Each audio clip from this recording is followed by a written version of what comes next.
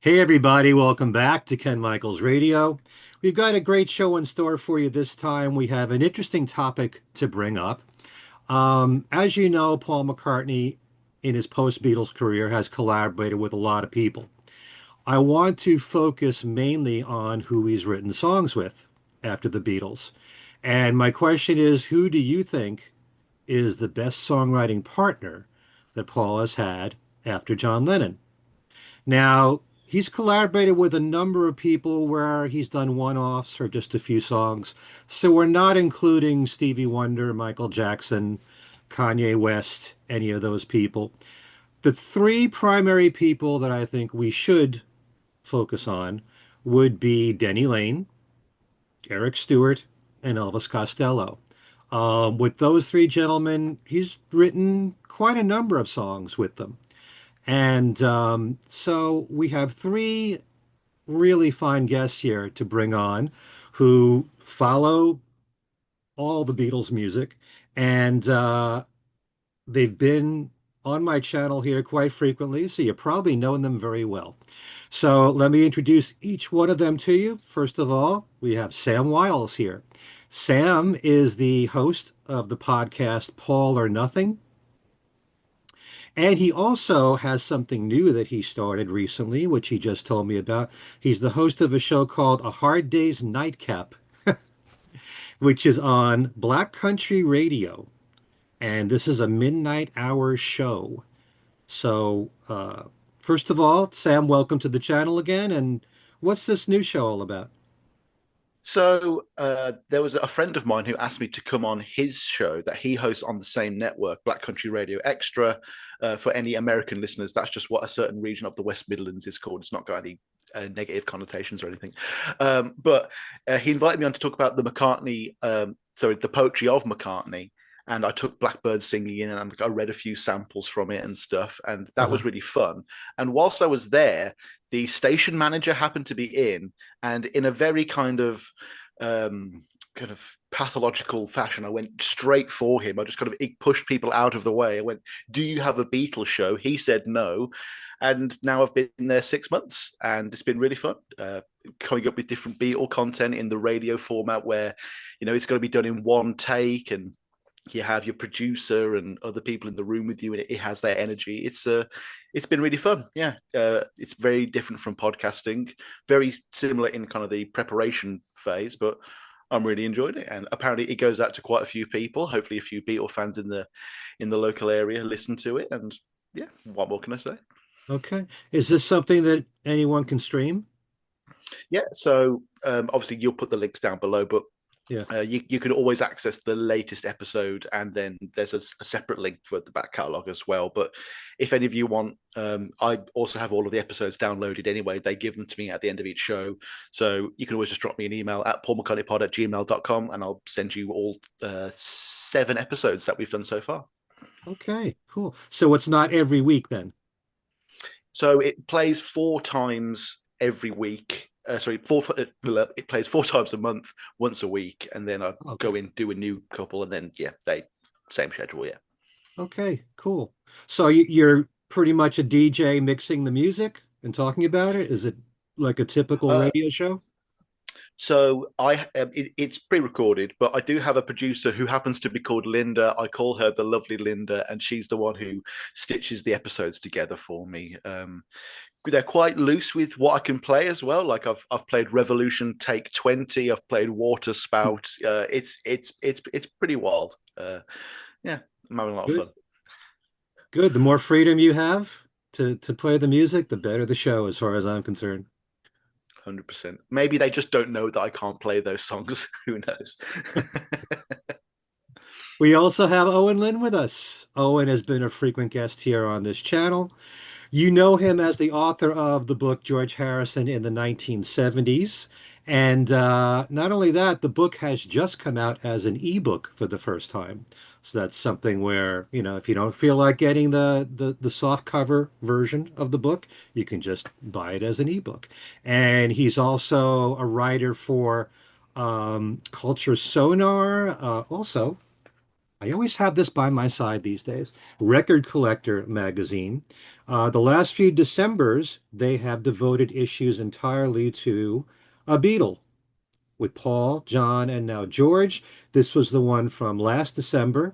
He wrote an article on the George Harrison album of 1979, and he's going to be back on this channel in a week or two to talk about the issue with Daryl Easley, the editor of Record Collector, who wrote an article on extra texture. And yeah, so Owen's also written for what else? Far Out and Culture Sonar. I don't know if I mentioned them. I also have here that you just recently interviewed Alan G. Parker, who is the producer for Borrowed Time, the John Lennon documentary.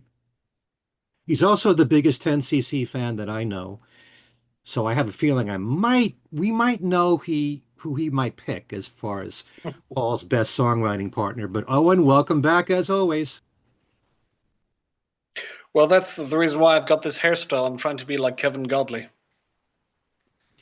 Everyone's thinking that as we're watching this right now. Yeah. Yeah.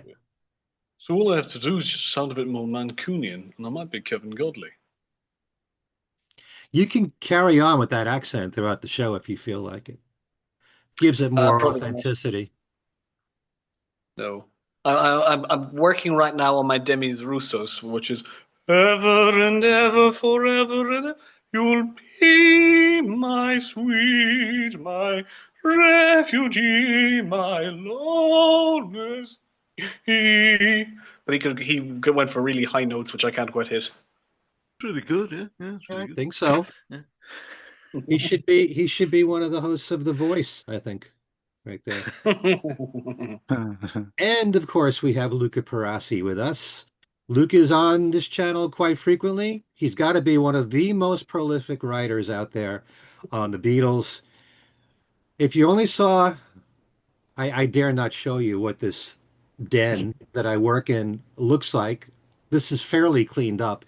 But at some point, when I remove all the CDs, there's going to be one wall just for Luca Perasi books, one wall for just Ken Womack books, one wall for Bruce Spicer books. But he's written so much already that, takes up a whole shelf at least. But some of the books that he's written, well, he's known for the Paul McCartney two-book series here, Music is Ideas, which is never far behind me. Since we just mentioned that Owen wrote an article on the George Harrison album, Luca wrote a whole book on the George Harrison album. See that? See the support you get here, Luca? And Yes. it's called George Harrison, Day Turned to Bright. That is his new one. Luca should be on my channel possibly next week to talk about this book.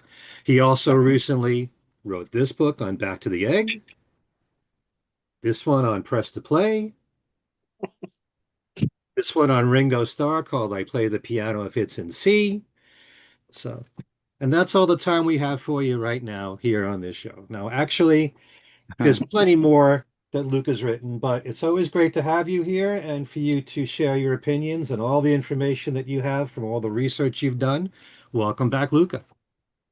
Thank you, Ken, and thanks for plugging lots of my books and more to come soon. So we will see if something is already disclosed in my latest George Harrison book, so I can mention it here. So next book will be on Wings London Town. So Wings fans, I think you will have something more to delve in. And so that's a sort of a trilogy, let me say, of albums I delved in, Press to Play, Back to the Egg, and London Town, which haven't got a deluxe treatment at the moment from Paul. So that's an interesting perspective. Since time is passing, better do these things soon. Luca is definitely filling the void right there. Or you can say, while we're waiting for those archival box sets to come out, believing that it will be, this will be what we should all dwell on, all the information that he's uncovered in these books. So, we're going to be talking now about Paul McCartney's songwriting collaborators and which of the three, and you can share your opinions on all three of them, do you feel he worked with best? Who brought out the best in Paul? Who did he seem to work with, have a really good relationship with as far as songwriting is concerned, as far as whether or not who had the best material writing with Paul? Who suited him the best, do you think? So why don't we start first of all? Um, why don't we start with Luca? Hmm. I have a straight answer, and the guy is Elvis Costello for me. Yeah. Why? It's a great artist, a great lyricist, great sense of melody at the same time, strong character, very opinionated, as McCartney said Hmm. once.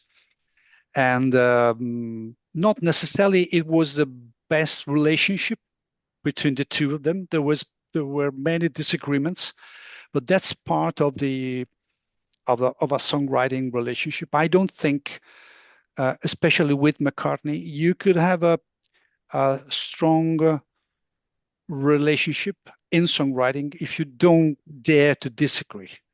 Hmm. And certainly Elvis dared to do it. And there was some frictions, but the material to my ears is fantastic.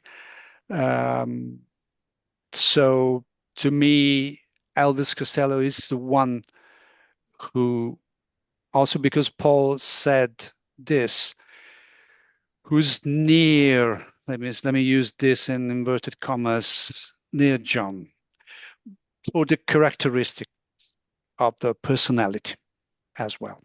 Hmm. So I was very happy when I heard that Paul and Elvis Costello had started collaborating at the time. I well remember when Paul disclosed it, when Once Upon a Long Ago was released, and the B-side was Back on My Feet, which was the first song ever released from their partnership. Hmm. And so that's in a nutshell what I think. If you want my opinion just a bit on the other two you mentioned, so Denny Laine and Eric Stewart, uh, two different kind of collaborations. With Denny, it never developed into a full songwriting partnership. They just helped each other arrange songs, which is a different kind of thing. And with Eric Stewart, I think there was a collaboration uh, very specific for a project which I love, Press to Play, and Hmm. I'm not the one in this room, the only one in this room. Very specific. To me, the only limit in this collaboration is what Eric himself has said when he said, I'm not strong enough for Paul." So that's the limit because of the personality mix is very important. And I think Paul really needs someone who uh, acts as a sensor for him to fix something. Um, but he should be someone who is very different from Paul. That this way, Paul could benefit more. And probably, in my opinion, Eric is uh, more melodic uh, compared to Elvis Costello. Certainly less. Uh,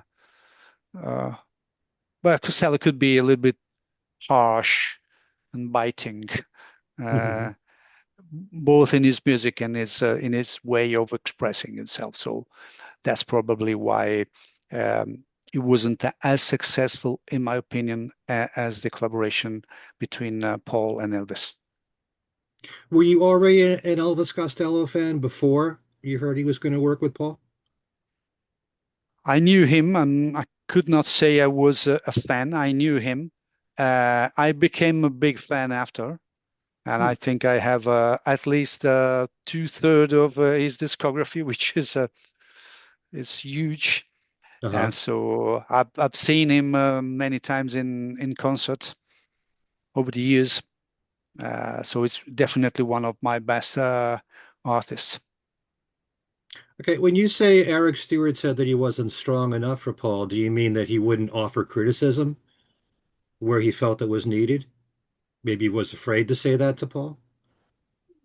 Probably he referred to the collaboration as something with lots of politics involved, Hmm. which is an aspect that we have to consider when it comes to working with Paul McCartney. There was even someone who refused to write in songs with him, as is the case of Trevor Horn. Trevor Horn was offered to write with him, and he said, "No, thanks. I don't think it's my role. Maybe it's better to have a different kind of collaboration." So it's not easy if you're not prepared, or if your character is not a kind of character who is available or wants to disagree with a man like Paul McCartney. Hmm. You can have the approach of George Martin, which was very diplomatic, but at the same time, someone who can say to Paul, we have to change this. Mhm. You could be like John or Elvis Costello and be more direct. And, and in this case, if Paul could listen to you, important thing is that you, as I told before, you dare to disagree with him if it's the case. So, because strong enough is an expression that Eric himself used. I reported it. He said that, and probably he was referring to this aspect or the fact there was a lot of pressure from the environment, So you're working with Paul, you're writing with Paul. There's expectations, lots of stuff. So probably that was one of the reasons why it never developed as it deserved, because I love Eric Stewart. Hmm. You have anything you want to respond to that, Owen, being, such a strong supporter of 10cc and all the various members? Get him. Yes, I think one thing with Eric Stewart and all of 10cc was they were very, very good at being chameleons.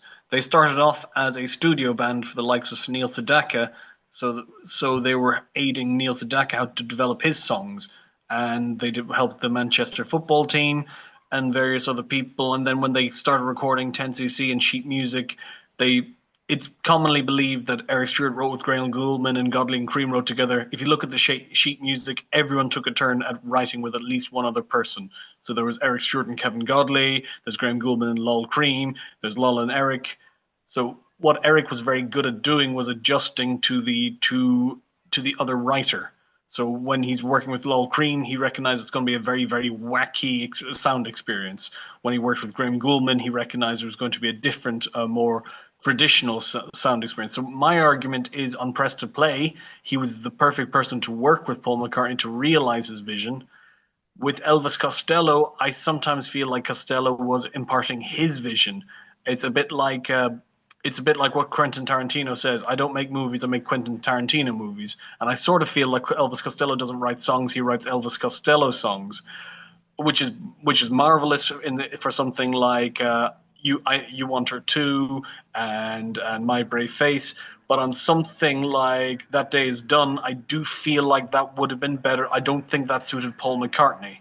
Whereas a song like Tough on a Tightrope, which is a yearning ballad which Paul McCartney wants to show about his place in life, I think Eric Stewart was perfect to help him realize that vision.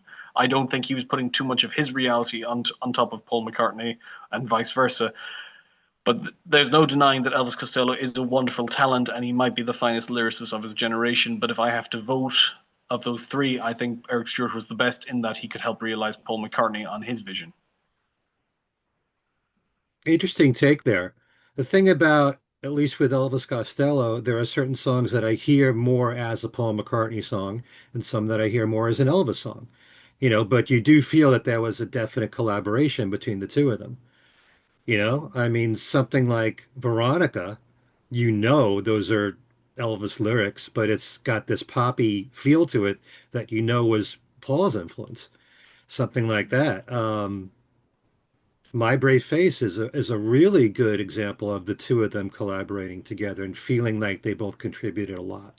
But um, as far as what Lucas said about Denny Laine, how do you feel about that? That he was more about the arrangements than the songwriting?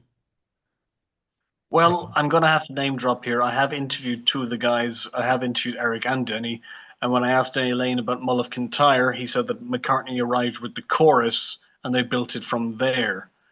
And so I think Eric Denny Laine had a lot to do with the lyrics about going through Heather, the Scottish geography, which I'm not convinced Paul McCartney could have done by himself. And similarly, on a song like "Deliver Your Children," I think a lot of that is Denny Laine's clear influence there, and like he brought a folky melodic sense to the sensibilities to these songs that perhaps Paul McCartney had shirked away from. The Moody Blues were very much rooted in that early Americana. I think Denny Laine would have brought. I think he may have done himself a disservice by saying that he wasn't a prolific writer, and he may have. And I think his confidence was shaken a bit from leaving the Moody Blues and then working with the finest songwriter of his generation and that falling apart. I think Denny Laine was a formidable songwriter as well. I think it was a case of it was that Lennon McCartney thing of if they were co-wrote a song, it was more one person brought it. Like No Words is very much a Denny song, and London Town, the title track, is very much a Paul song, and it's more that they helped finish off the song for one another. But I mean, they practically lived together, so I don't see why that they wouldn't have finished each other's songs off. Hmm. Sorry, can just to be sure my previous take was complete. I mean, arranging each other's songs, and I see your point, Eoghan. Uh, so Danny brought some songs, and Paul helped Danny's songs by arranging, and vice versa. So I don't know if it was clear. I was not saying that it was only Denny helping Paul arranging. That was a mutual thing, and for sure, songs like "Deliver Your Children," which, by the way, is one of my favorite songs in Wings. Hmm. It's a Danny song. It's definitely a Danny song, and I think Paul added his ideas on the arrangement. Like, I don't know, there's a key lift in the song at some point. I suspect this is Paul's contribution, you know. So that was it. I don't think uh, they sat together writing from scratch. You mentioned something interesting, again, about Mull of Kintyre. That's a bit controversial because yes, it's true that Denny said Paul had the chorus, but then if we listen to Paul's demo of Mull of Kintyre, which is around 1973, maybe 74, Hmm. we see that the melody for the verse is already there. The lyrics, the lyric part, I think it's a real contribution of Denny Laine on that song. And at some point, Denny changed a bit his version in later interviews and said the song was complete. I contributed lyrics and the idea of bagpipes. Hmm. Well, no doubt about it. Mull of Kintyre is such an important song in Paul's solo career, post-Beatles career, because it became the biggest selling single up to that point in England. And it was actually a major hit all over the world except the US. So Yeah. for Denny to You be Amer- involved in it, what's that? you Americans, it's always baffling. Oasis are massive everywhere except but the US. It's Yeah, always everywhere but the US. that we don't deserve the Beatles. We just don't. Yeah. Um, in fact, I was doing a show with Aaron Badgley, who's written a whole bunch of books lately. He's from Canada, and we talked about the fact that so many singles, solo Beatles singles, did better in Canada than they did in the United States. So, yeah, and I always would assume that the Beatles had the most success solo-wise in the US. And I think to some degree that's true, but yeah, but that was more the record company than anything else. That was Capitol thinking that Mulligan Tire couldn't possibly be a hit in the United States, a folk song with bagpipes. That was so different from everything else that was out there on the radio. But that was their feeling about it. So we had Girl School, which made the top 40 here. I wish it would have been a bigger hit because that's a great Great song song. too.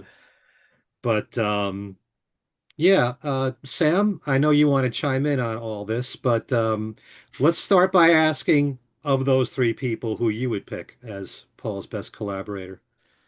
Well, being that I am a Birmingham boy myself, I have to go with Hmm. Denny Laine. You Everyone knew I have was going to pick. Yeah. Oh no, you got to represent, Ken. You got to represent. to. But if you want to just like go with the raw stats, like Denny had, he was writing with Paul for the longest. Obviously, as we've mentioned, he was like practically living with him. He's present on so many albums, so his contribution is stretched, and his influence goes much further. He does have songs that were written for him as well, which demonstrates a level of collaboration that isn't seen with the other two. The other two weren't in the band. Maybe Eric would have gone live with him if he'd have toured around that time. Maybe, probably not. Obviously, Elvis didn't go on the 1989 World Tour. So, Denny's there. He's in the trenches. He's in the muck for the Mhm. longest amount of time. I'm looking forward to hearing about Luca's London Town book because that's where their collaborative zenith happens. Right. Uh, when you first go through the catalog, you just look at Denny Laine, and then wow, there's like 4 songs here, maybe 5 if you include Five. Mulligan Tire as well. I can't wait to find out more about that. But yeah, in terms of raw stats, he definitely does better. But in percentages, Eric Stewart is the standout stat wise. I think there's only one song. So Yvonne's the one is the one that they wrote that they didn't release. But are there any others? I couldn't find any. Well, The 10cc released a couple that they wrote together. Oh, okay. but Okay, also but then Yvonne was that might lower released. his score a bit. Yvonne the one was released as well. Yeah. Not in Paul's version, but it was released. I mean, it's a reg version, but it's not unreleased anymore. Oh no, unless it's on Paul's record. That's how I'm measuring Oh these yeah. stats. Does it get on a Oh yeah. Paul album? That's all that matters. Oh, 100%. I don't think that's fair. So when it comes to Elvis Costello, you don't count Oh, well, we'll Veronica. get to Costello because his score ain't looking good, Ken. It ain't looking good. Tommy's coming home, 20 fine fingers, Veronica, So Like Candy, Playboy to a Man. These don't end up on McCartney records. He has the shortest writing period as well, although he does have the distinction of being the only collaborator who Paul uses the cold cuts, which I think is quite interesting. He brought 2 songs over to Off the Ground, which I do think shows a level of respect for their work together that maybe he hasn't done anywhere else. But Eric Stewart does have some of the highlights, like songs like Pretty Little Head, Right Away, Footprints. These are all-time McCartney songs for me, always have been. And they are the ones where, yeah, their partnership really seems to have benefited from Paul at this time. Though there are other tracks that they did together that kind of represent the side that everyone kind of talks about negatively. I know Ken. I'm not going to mention the word dated around Ken because he will go and look at him rolling his eyes. He's doing it. I was just baiting you there. Can I go through one show on this channel where that word doesn't get brought up? Oh God. I play the tune, Ken. Thank you so much. On a personal note, I really don't like the Elvis Costello stuff all that much. The best thing about My Brave Face is that they, completely erase Elvis from that track. You can hear some of the behind the scenes stuff with Elvis going, "My brave face." It's like, oh, please, no, no more of So that. wait, so you don't Uh, like the disc of Paul and Elvis together, singing it's a together? real skip for me. It's a complete skipper. I Wow. don't like I don't like his sound, and whereas Denny and Eric's stuff, it does feel like they are complimenting Paul, maybe out of knowing their place or whatever that means, and maybe Elvis in his kind of young punkish way went in with a bit more fever, and maybe we are equals. And I do feel like his style is more combative with Paul's, and it doesn't blend as well, unfortunately. So I get to be Luca's heel for this episode, so that's a fun role for me. But it's interesting what you both said, and I agree with your takes. My choice of Elvis Costello is basically because of this relationship aspect. I'm not necessarily saying uh, the best songs were the one co-written by Paul and Elvis Costello, because there are songs which I don't like very much. So, but for me, the fascinating thing is that it seems that Elvis was really the one who said, "I don't care what you think, Paul. This is wrong," and and this is fascinating for me. I mean, having such a young musician and man being there in the same room with Paul and disagreeing with him. That's a fascinating thing. So that's why I'm choosing Elvis. But I love the collaboration with Eric Stewart. I mean, I did a whole book on press to play. I love Footprints. I love this stuff. I mean, Mm, so much. And Denny, I mean, how you cannot love Denny Laine? I mean, I love Denny Laine. mm, But Hmm. in the end, I thought, well, I want to choose Elvis because of that, because of that aspect. You know, yes, some of the songs sounds strange. There are some songs which are not so typical of Paul. Eoghan mentioned "That Day Is Done." Well, but "That Day Is Done" it's an Elvis Costello song, 100%.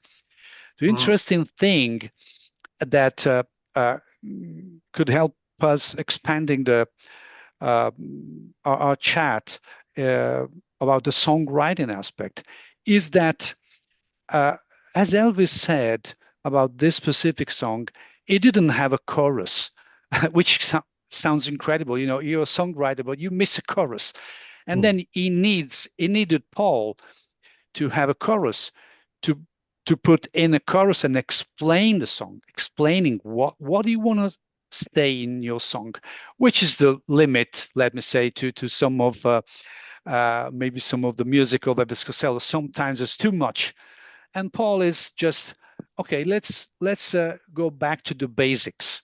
mm. And Costello said that was a reason why I was writing these songs not on my own, you know. So that's a combination between these two personalities and two different approaches of music. So sometimes Costello benefited from Paul's approach. Sometimes I think Paul benefited from Costello's approach. I Good do love point that right one there. Costello. Go ahead. Go, Sam. Go ahead. I do love that one Costello story, and I do have a lot of respect for him. Where I believe, I mean, Luca could probably tell the story with a bit more accuracy than I can, but Paul mentions at one point when they're recording one of the songs, yeah, I kind of want it to sound a bit like the Human League, and then Costello has to leave the room so he doesn't like just snap at McCartney and bite his head off. So yeah, that's It's brilliant. in it's That in was, Costello's memoir. Oh, yeah. fantastic. Okay, But Yes, it that was is. for That Day Is Done. wow. I, Okay. yeah, which I can't envision that sounding like a Human League song. But, genre-wise, I think it fit Paul very well, that song. It has a very gospel feel to it, sort of like a Let It Be type song, although a much darker song. And lyrically, when you listen to that song, that's not coming from Paul. The very quirky stuff, like Don't Be Careless Love, that's Elvis Costello's influence right there. But at the same time, Paul is so adaptable. that I can listen to That Day Is Done and feel like, oh, he's comfortable singing these lyrics. It still feels like a Paul McCartney song, even though Elvis Costello had a lot to do with it.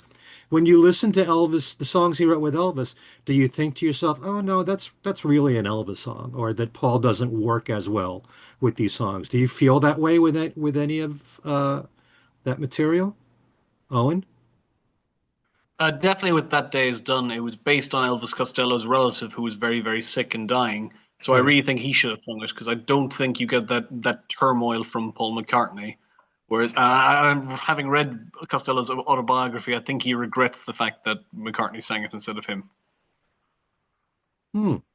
Interesting. Hmm. Well, there are a lot of very sad songs in Paul's career that he fits so well vocally with. I mean, But let's his take a look. like perhaps his finest vocal was maybe "I'm Amazed," which is about his love for Linda, and he couldn't have sung it about anyone else. And I think that's why it's such an amazing vocal because it's stemming from the love of his life, and he can't believe he has her. Which is why I don't think when Rod Stewart sang it, it didn't have that same captivating feeling. The Carl Wellinger had that great quote about "She's the one." He said, "The difference between him and Robbie Williams is I know who she is." Hmm. Yeah. But do any of you feel that way about the songs that Paul and Elvis wrote, that you really that Paul doesn't seem to fit in some of these songs? That they much more suitable for Elvis, other than how Owen feels. Sam, do you feel that? Me, well, first of all, Owen, the greatest McCartney vocal is Boil Crisis. We all know that for a fact. um, but I don't want to harp too much on old Elvis because there are tracks like Mistress and Maid, which that's my favorite track on Off the Ground, like without a doubt, and that's Hmm. very much one where you could feel their collaboration working. I just don't feel it's consistent enough to warrant it being one of the big McCartney collaborations. I think Dave Gilmour's probably done more for Paul's career than Elvis Costello has personally. I think Do you think? I, it, I love No, Dave Gilmour. He's only been on a few songs from Paul, so. no. and it's done more. He saved Broad Street. That's the greatest thing any Say, McCartney yeah. collaborator could do. Uh, I think, guys, that the importance of Elvis Costello could be more in what he was able to bring out from Paul, because he reminded definitely him of John. Whatever the reason, But whatever the didn't he say that glasses about or Eric as whatever well? it is. Sorry. Didn't he say that about Eric as well in an interview at some point? I Yeah, thought it was like, yeah. but yeah, we know how it works in Paul's mind. When you get to promote something, then John's name pops up, and so. Uh, But I feel he was more convinced about saying this when talking about Elvis Costello, and so that was for me a key moment because Elvis, anyway, pushed him also um, about bringing out old Hofner bass. So there was definitely sort of Beatle kind of connection, and probably Elvis was able to to say to Paul, "Okay, do it, man. You've been with the Beatles. It's your legacy. Don't try to hide yourself." And that was a key moment. So that's a kind of a different contribution. Personally, my preferred songs of the collaboration are "The Lovers That Never Were." I think there's a great vocals, not in the off the ground version, but I think in the demo and both in the other 1988 studio version they taped, which is included in the deluxe version of Flowers in the Dirt. Mhm. That is a fantastic performance vocally by Yeah. Paul, and it's a great song. And I think it fits. Uh, My Brave Face, as Sam was saying before, they completely erased Elvis Costello. So it's another song compared to what it was at the beginning. So it turned into a pop song, but it works as a pop song. Probably the intention was completely different. Seemed to me a kind of a punkish kind of track in the beginning, and then it became pure Paul. Okay, so it became pure Paul, except for the lyrics, maybe. And the Yeah. other track that I really love, the third one, is So Like Candy, Mm. which again is very dark and gloomy kind of song. Again, the influence of Elvis, I think, is clear, the lyrics and stuff, but it's such a great song. So that's to me are the three best tracks. Uh, Paradoxically, I don't like so much You Wanted To. That to me sounds really forced a bit because they just wanted to have a duet with this, voices back and forth, call and response. I don't think it works so much, in my opinion. I mean, it's a song that after a while I get tired of hearing. Uh, Quick song, Don't Be Careless, Love, but probably better. Hmm. Well, to me, You Want Her Too is just The Girl Is Mine with Elvis Costello on it. It's the same idea of the two of them alternating lyrics and, the same idea, the same theme, competing for Yeah. the same woman. Um, I still want to go back to Denny Laine and what you were talking about, Sam, because obviously Denny has the advantage of the entire period of Wings, even going into Tug of War, and they wrote Rain Clouds, which ended up as being a B-side there. But I know Denny Laine's contribution with Wings had a lot to do with the vocal harmonies, big part. Paul, Linda, and Denny. So much the signature sound of Wings, plus his guitar playing, plus the folk element, all that gets into play. But when you're talking strictly songwriting, obviously, and like you were saying, I can't wait till the book comes out on London Town from Luca. Once you're talking about the London Town album, there are certain songs like "Don't Let It Bring You Down," which is one of my favorite Wings songs there. How much of that was Denny, how much of that was Paul. So, there was 5 songs on London Town, and then you got Mull of Kintyre in addition to that at that period. That was a very big period right there for Paul and Denny. But overall, how much do you feel was a true collaboration between the two of them in your mind when you listen to those songs? Sam? Oh, sorry. I'm talking No, to no, you. no problem. I don't know who's going next. Um, yeah, so I always go back to that book, Revolution in the Head, by Ian MacDonald, and that for me really framed how I look at like the credits of songs. It's like McCartney 80, Lennon 20. It sounds Yeah. like a football score a lot of the time. Um, and I always get this feeling that with so many of these songs, like obviously Paul has some of them completely finished when he brings them into the studio, but the very nature of collaboration means that you could always justify that the majority of Wing songs would be like 98 Paul, 2 Denny, and like if you stretch that over the 10 somewhat years they were recording together, that does imply that there is a lot of Denny across a lot of these songs, maybe not in obvious ways. Maybe it's just a suggestion here. Maybe he mentions the guitar tone could be slightly different, or a comment about a drum pattern or something. Hmm. Um, as we see in One Hand Clapping, which is like the best like behind the scenes look at Paul talking about an individual track in this. Yeah, we're going to go with that take, and then we're going to edit that together. Denny must be in there somewhere. He really must be if he lasted that long. And he even went over into the solo stuff. He's there. He's credited on Tug of War and Pipes of Peace as well. So I feel like there's a lot more Denny than we'll ever really know, but we'll never be able to prove. Maybe that's just some copium on my part as a Brummie, but who knows? Well, one of the most important aspects in talking about collaboration is that there's so many ways of collaborating. Although, I'd like to just center on the songwriting end. But yes, it's very important what Denny brought in terms of vocals and guitar playing and arrangements of songs Mm-hmm. too. that all matters. But I just wonder when I listen to the McCartney Lane songs, how much did Denny contribute? Paul has such a dominating presence that you tend to think that he did everything or most of everything, and you don't really know for sure. Well, that's the whole point, isn't it?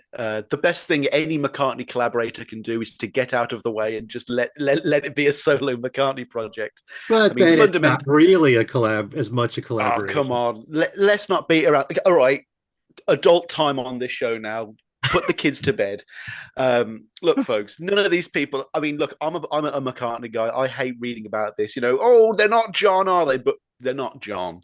They're really not. Maybe if it was like, he'd done a whole album with Stevie or a whole album with Michael, it'd be a more interesting conversation. But Hmm. no one on his level's really in this conversation here today. Here today. So fundamentally, what Denny does best is for the majority of his time, he gladly collects his meager paycheck. He goes on tour, has some fun, has a few cognacs with the boss, and steps out of the way. That's the best thing he could have done. A million pounds is hardly a meager paycheck, Sam. I gave him £1 million. I could check the receipts.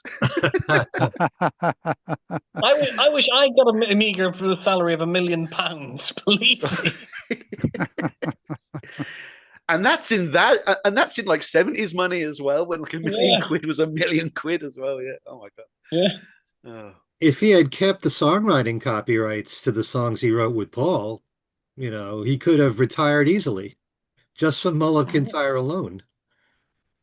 But then Uh, would we have the great works of Jeffrey Giuliano to read in the aftermath of mm, that? You have to mention that name, Sam. I haven't uh, sworn. I didn't swear. let me add. Sorry, Eoghan, but do you want to add something? Yeah, I Please go just on. going to joke. It's a slight embarrassment. I'm quoted in McCartney Legacy, but because my surname begins with L, it's very near Jeffrey Giuliano's because his name begins with G. Oh, No, I want bedfellows. to just add. Okay, it's very difficult to know exactly who did what, and even Paul in the past did this game of 80% mine, 20 John, so something like that, Hmm. that Sam was referring to. I mean, but in the end, when you co-credit a song, then it's 50-50, right? So Mhm. that's it. So if McCartney, being McCartney, such an important author,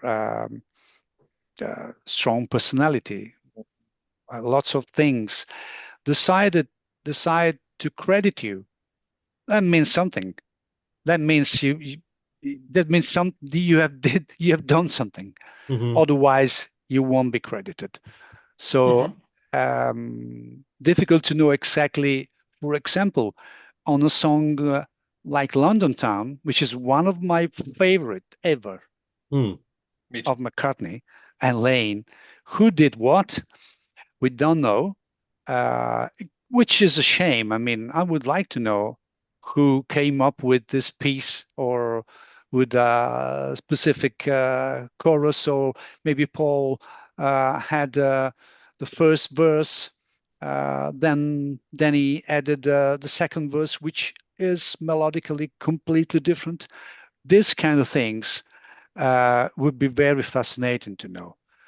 In the end, we know that they are co-credited, McCartney Lane, and to me, that's enough to say that Denny played a good part on these songs.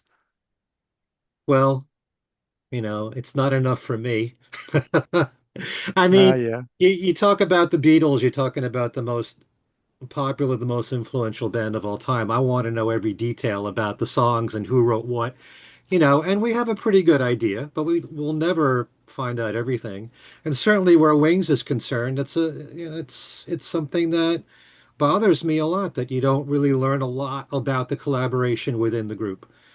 You know who played what, you know who's on what songs, but you don't really know, as I've said in reviewing Man on the Run, is that I'd like to know not going into every single song on every single album, if there were times besides Henry McCullough's solo on My Love, or Denny Seiwell talks about contributing vocal arrangement on Little Lamb Dragonfly.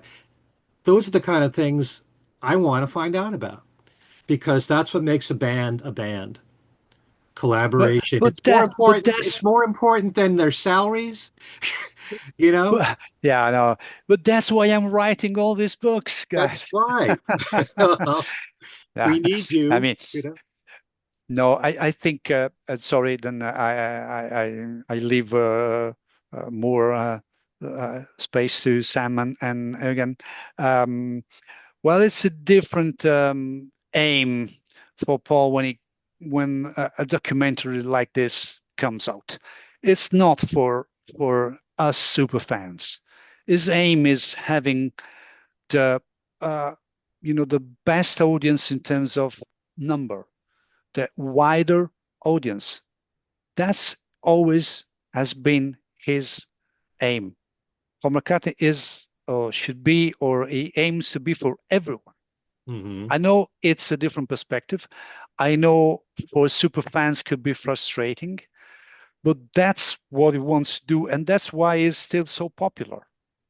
If he has done um, things only for super fans, well, that could be a risk, and it's not something he wants to do. He wants to be popular. He wants to be known by lots of people, millions of people.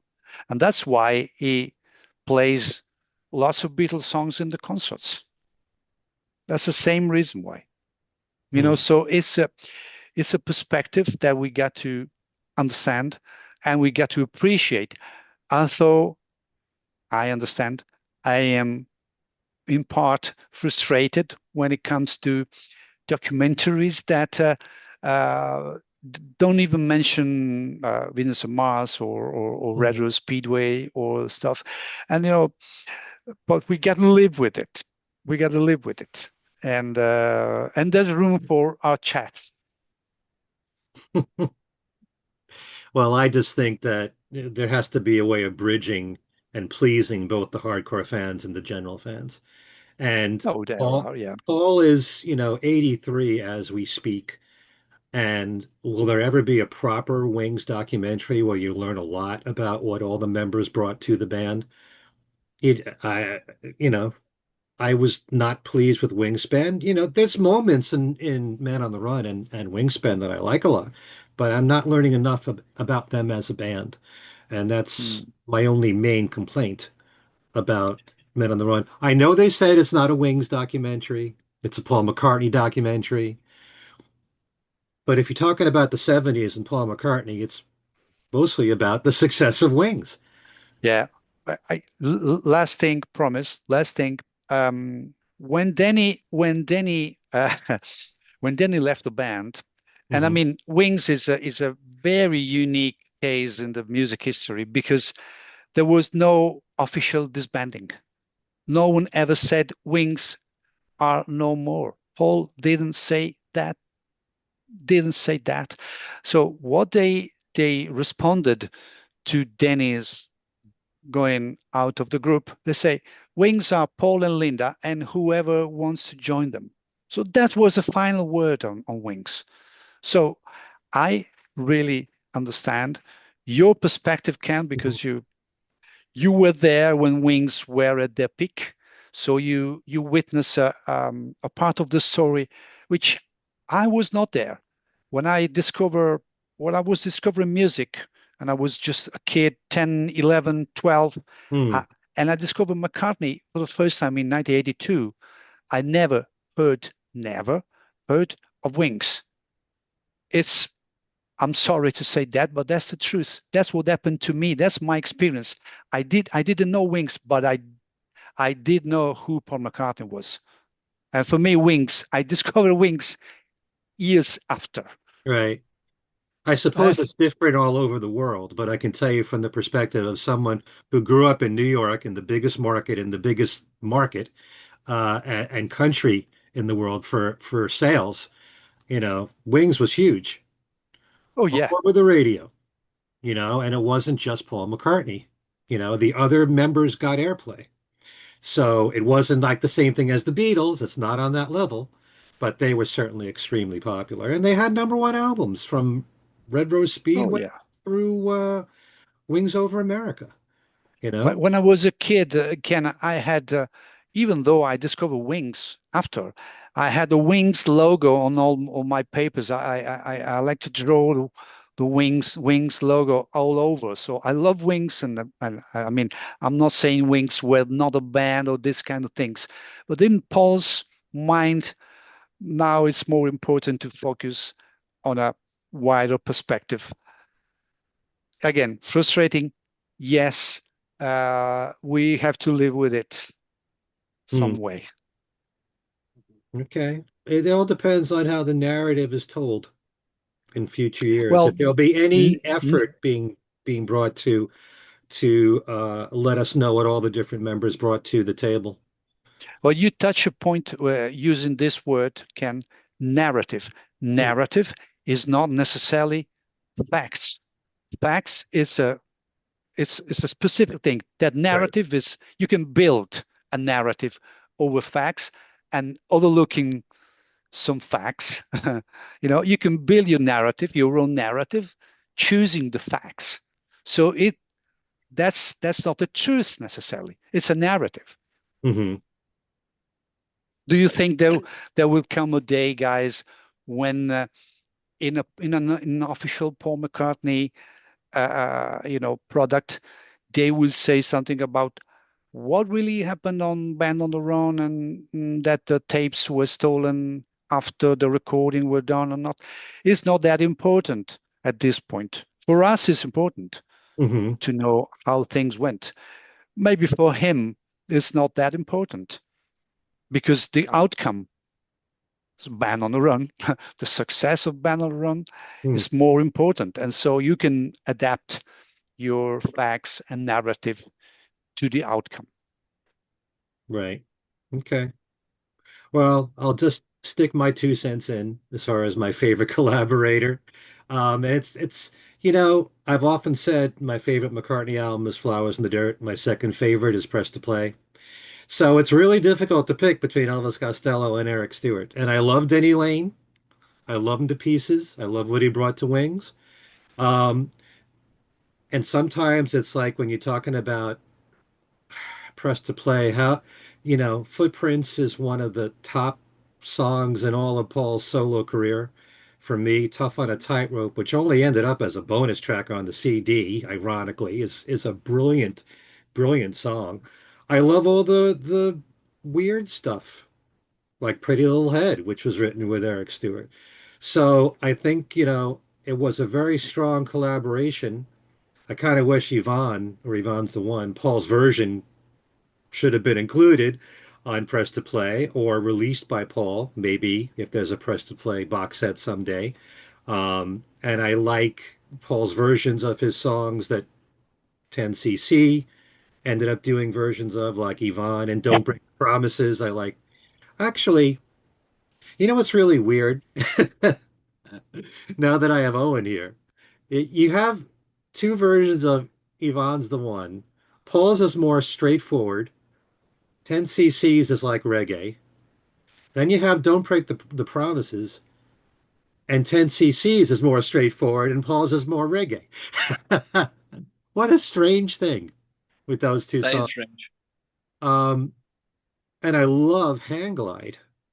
What a weird B-side that was for Paul to put out, an instrumental that sounded very new age-ish. I always like to say it sounds like Jean-Michel Jarre and the kind of music he was putting out at that time. Um, I love the experimentation that he did with Eric Stewart a lot, and yet some of the best songs Paul has given us have also been with Elvis Costello. I'm glad you mentioned The Lovers That Never Were, Luca, because I think that's a tremendous song. And yeah, the vocals on all the arrangements of that song from Paul are absolutely fantastic. I love My Brave Face. I think That Day Is Done was absolutely brilliant. Mistress and Maid, Back on My Feet. There's a lot of really great songs that they wrote together. I love So Like Candy. It's just, I don't know. Consistently though, all the way through, probably I'd go with Eric Stewart. But there's no doubt about it. There's a lot of great songs with Elvis Costello. You know, and My Brave Face was such a great single, and it should have been a bigger hit. And I love Veronica. You know, Oh yeah. it's that was the highest charting single Elvis ever had in the United States, was Hmm. Veronica. He's done some tremendous work too. But I'd probably go more with Eric Stewart, and yet I love the other two. So, do you think that Paul? Do I win a prize, Ken? I'll send you something as a prize because you picked the right person. Anyway, I'm just kidding. But do you think that Paul does need a collaborator, or are most of his best works post-Beatles songs he wrote entirely by himself? Of course. Next question. Don't say of course. There'll always people that will say he needs someone like a John Lennon in there to have him put out his best stuff. There'll always be some fans who feel that way. Well, obviously, as we know, Linda was a real collaborator on RAM, and she wasn't just part of a tax rights loophole to get money away from Apple or anything. She was definitely a collaborator on those songs. So maybe Well, we should have mentioned her today as well. there's a lot of songs that are listed as written by Paul and Linda, but as Paul has said, there are times when she'll offer a suggestion, but do you really see the two of them as being a 50-50 in any way or anything close to that? I can see Have that on you? Live and Let Die. I think that's very much 50-50 for the two of them. I know Paul said that she came up with the idea that that middle part should be reggae, but I don't know how much else. Actually, come to think of it, there was something in the McCartney Legacy about words that Linda came up with like a year before that were similar to what Paul used in Live and Let Die. Not word for word, but very close. So yeah, very good. Oh, and that you brought that up. You made me remember that. Anyway, And that's two prizes you owe me. And don't bring whatever up the leftovers McCartney I have legacy here. when Luca's here. Oh, I was bound to bring it on before, but then I forgot. No, no problem. Well, I was bound to bring them out because they just mentioned a couple of songs. I don't remember exactly which ones. Probably one of them is "The Pound is Sinking," but I'm not really sure. Where Denny was probably co-authored with Paul, but he was not credited. So there were a couple around 1976, 77. There were worked together by Paul and Denny, but not credited to both of them. But coming back to your question, Ken, I think Paul, I'm not sure he needs a collaborator in terms of songwriting, uh, but he needs an editor. Hmm. That's what he needs. But each one of us needs an editor. If we think about ourselves, I mean, that's the truth. You always need someone else to tell you or to suggesting you something or saying to you, no, this is really good. Uh, this is you can improve it. That Paul is no exception. I mean, it's and he knows he can benefit from this kind of help. So he needs more of a George Martin than he needs a John Lennon. Well, at this point, yes. I would Okay. definitely agree with that. I think his two of his strongest albums, Tug of War and Chaos and Creation, were the ones where the producers had carte blanche. Okay. Yeah, and you mentioned this and two different approaches, so the diplomatic one by George Martin and a really straightforward one by Nigel Godrich, but they worked both for the reason I was telling before. So they told the truth to Paul. Mhm. Well, if we look at McCartney 2, that's Paul without an editor whatsoever, and that's my favorite album of his. So maybe again on the heel.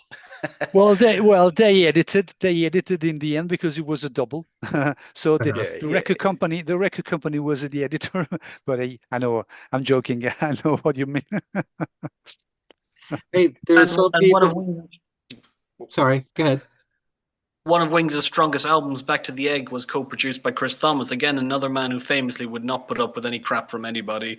You know, didn't put up with the crap from Sex Pistols, didn't put up with crap from Roxy Music. He doesn't put up with crap from John Cale. I've interviewed him. I can tell he's the kind of guy. He's there to do a job. He's unpretentious, but if you're wasting his time, he will let you know. And there are some fans who think that Paul's at his best when he doesn't give a damn what anyone thinks and he does whatever he wants. You know? And some fans wish that there'd be more of that. You know? That's how art is. Everyone's got a different opinion.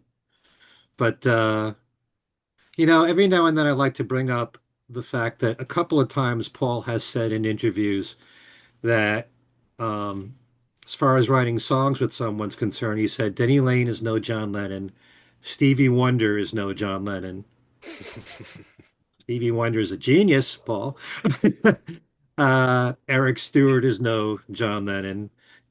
He didn't say that about Elvis Costello when he said that, but do you think that in Paul's mind, he might just think that it's not as much worth his while because he'll never find anybody that can do for him what John Lennon brought out him?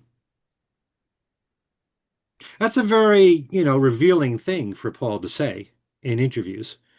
Um, a lot of fans, I'm sure, probably feel the same way. But, you know, it's kind of like, how do you follow the Beatles? And then how do you follow writing with John Lennon? Do you write everything yourself? Do you try to collaborate here and there, which he has? But, there's a lot of people out there that, like Among Us, loved Elvis Costello with Paul, loved Eric Stewart with Paul.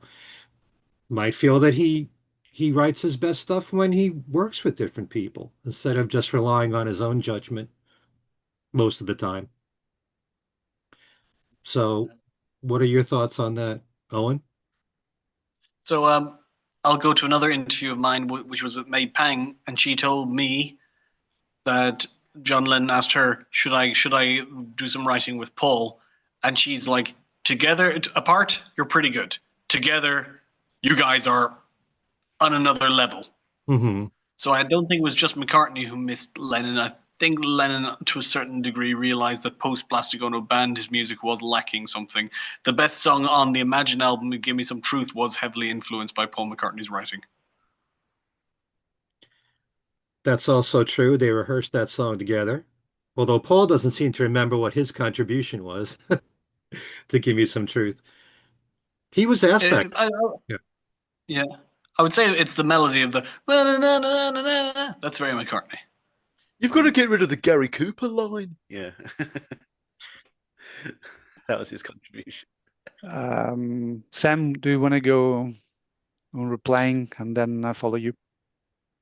Yeah. How do you follow John Lennon? Yeah, I mean, I pretty much said it early, didn't I? Like, none of these guys are John. The specter of John ever looms ahead. It's present in everything Paul ever talks about. Ever, whenever Paul does a painting, is it about John? If he does an album that is, about Valentine songs, is he singing to John? There's always that level of interpretation there. He's been thinking about it ever since. He still talks about him in every interview today. It was a very formative experience for him. So much of who you are as an adult is crafted in those 14 to 18 years. And that was John. They were bunking off school. They were skiving together, writing songs at such a young age, and yeah, no one was ever going to be able to do it for him in the same way. No one ever could. It's like Cathy and Heathcliff in Wuthering Heights. It's this love that can never be requited, and it never gets to consummate, and it lasts forever. Hmm.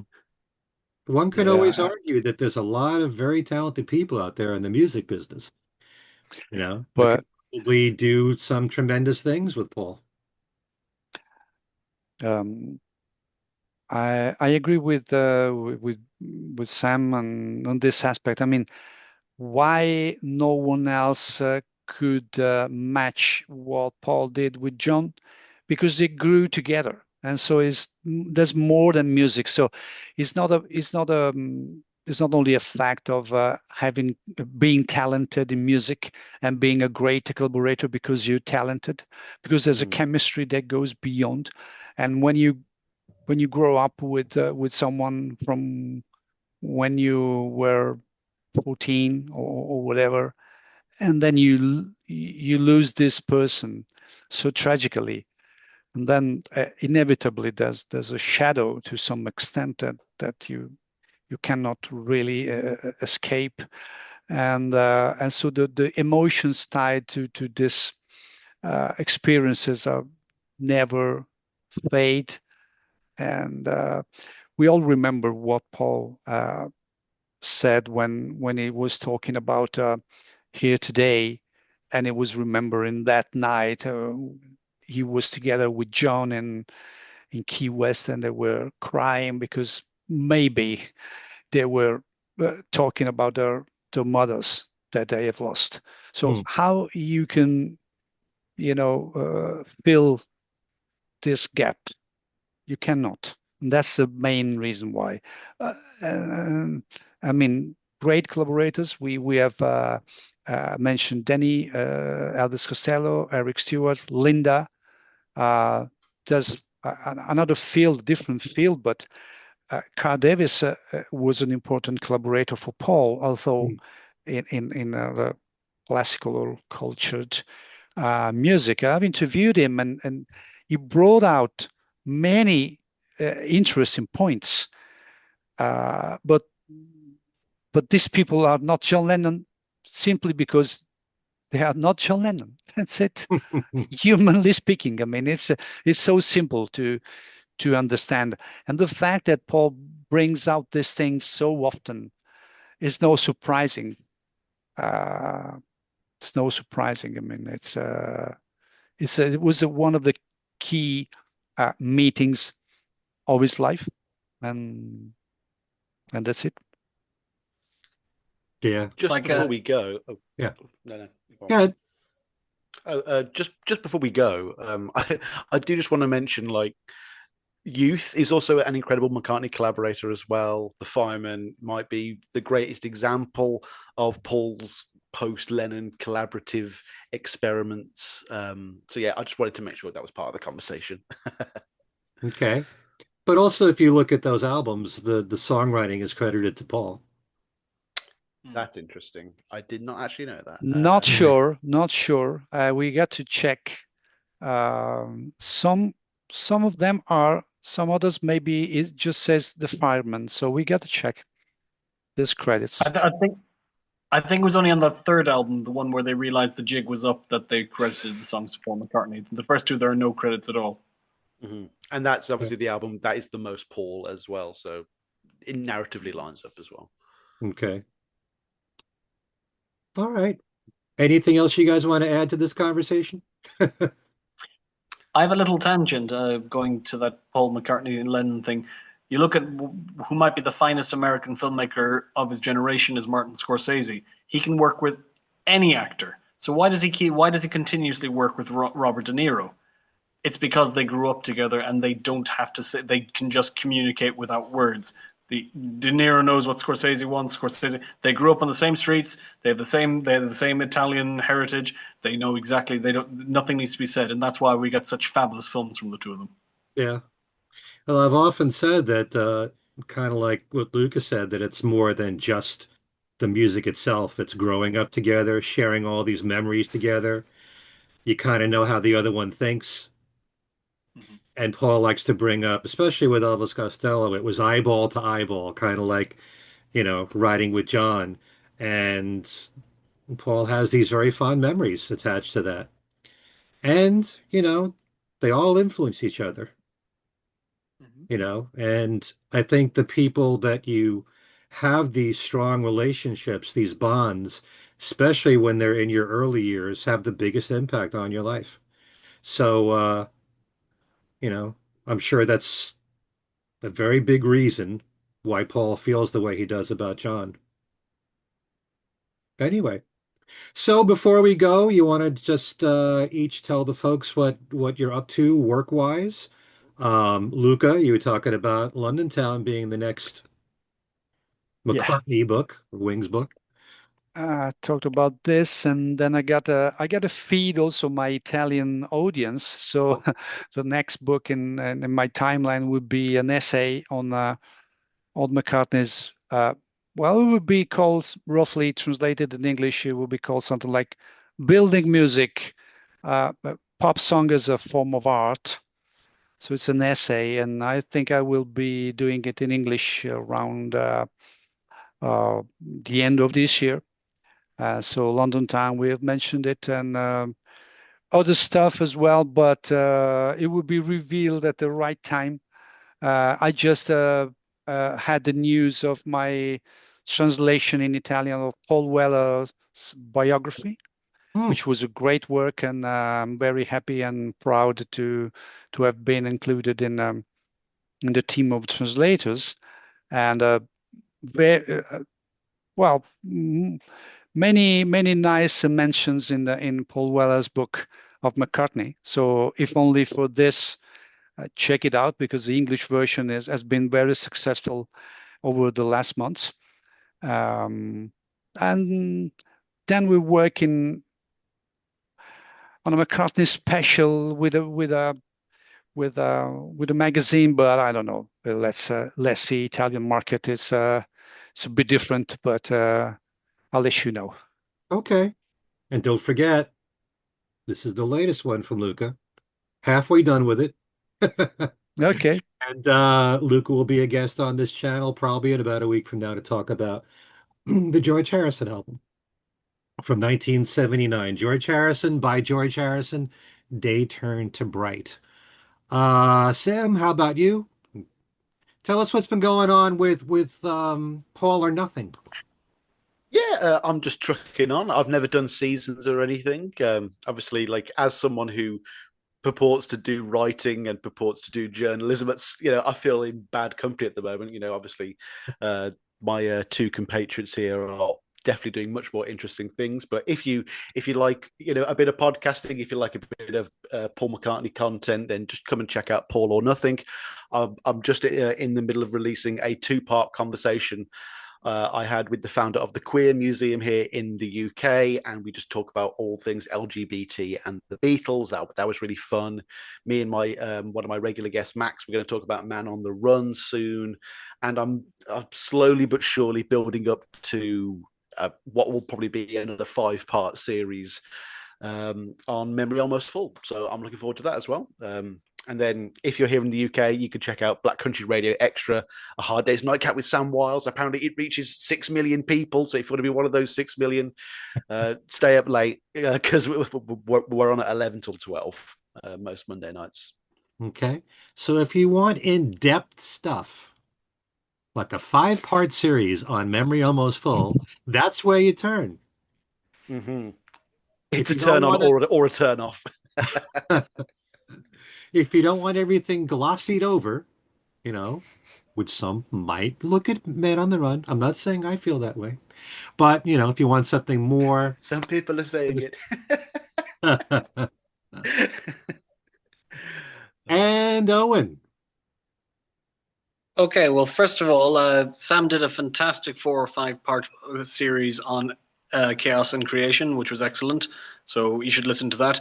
And talking about the George Harrison book, grazie a lei, Luca, for including my record collector piece. That was so last minute. I mean, the magazine came out in December, and the book just came out like 2 weeks ago. So that was Yeah. fantastic that you put it in, Luca. So thank you, grazie a lei, and buona fortuna for the London Town piece.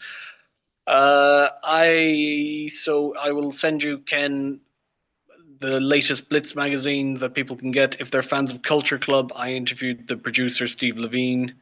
Okay. And yeah, I don't know how popular they were in the US, but they were pretty massive in Europe. They Especially for okay, fair they were enough, big fair here. enough. They Okay, had like okay. 5 or 6 monster hits here. And I saw Yeah. Boy George in concert a few years ago. It's pretty good. Well, That, he's that Irish. He's explains a Irish lot. like me, so that's why he's pretty good. Okay. uh, Yeah. No, Steve Levine. It's if I can blow my own trumpet, it's a good interview. He talks about being a Jew, a Jewish man, like the drummer was, so he could relate to them. He grew up around Jamaican black people, so he could relate to the bass player. So he had a lot of shared heritage that he could relate to the band on a one-to-one level. The reason Culture Club called themselves that was because they were a hybrid of influences. They had an Irish singer, they had a black bassist, they had a Jewish drummer, so they only had one out and out English guy.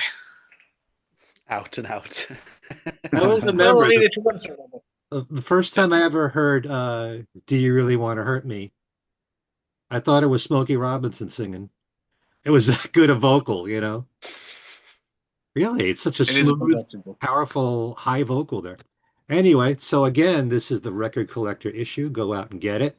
And Owen will be back on my channel probably in 2 weeks with Daryl Easley, the editor of Record Collector. And He's the editor of that magazine. but not all of them. He's like what, co-editor? He better explain it.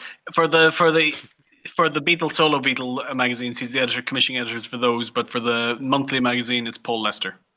Okay. All right, but the two of you will be here. So lots of George Harrison talk between Luca, Owen, and Daryl coming up right here. Guys, thanks so much for doing this. And interesting conversation. Everybody watching, tell us what you think. Give us your pick between Denny Laine, Eric Stewart, or Elvis Costello. If you want to also add Youth or Carl Davis, by all means, do that.